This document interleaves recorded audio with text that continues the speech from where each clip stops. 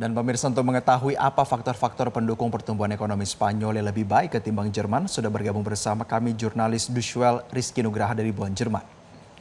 Baik Rizky, apa yang sebenarnya melandasi kebangkitan ekonomi di Spanyol?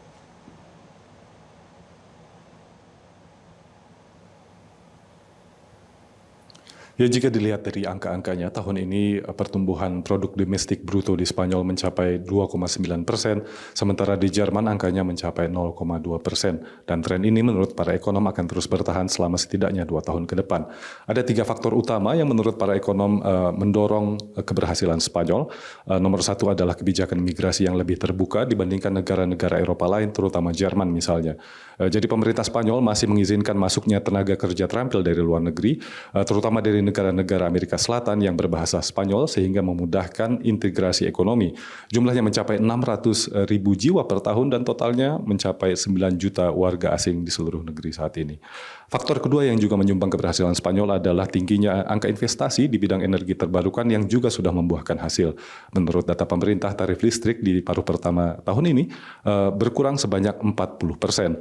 Dan faktor terakhir adalah tingginya minat inovasi, terutama dalam mengembangkan ekosistem digital untuk perusahaan-perusahaan startup muda agar bisa tumbuh dan berkembang di lingkungan yang sehat.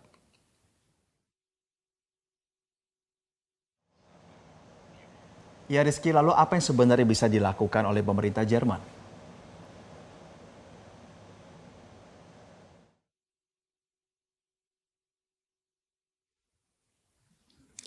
Ya, sebagaimana Spanyol, pemerintah Jerman sebenarnya sudah banyak berinvestasi menuju ekonomi yang lebih inovatif, tapi implementasinya masih bergantung atau terkendala oleh birokrasi dan infrastruktur, sehingga dampaknya belum terasa saat ini.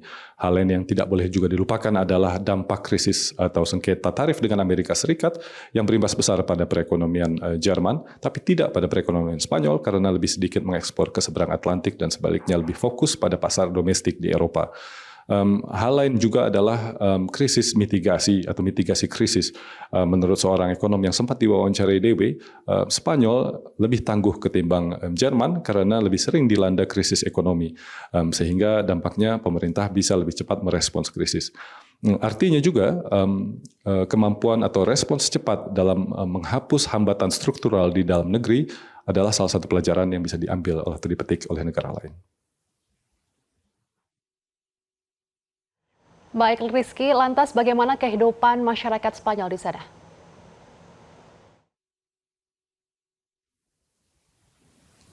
Ya, terlepas dari keberhasilan ekonomi, patut dicatat bahwa warga Spanyol masih lebih miskin ketimbang rata-rata Eropa.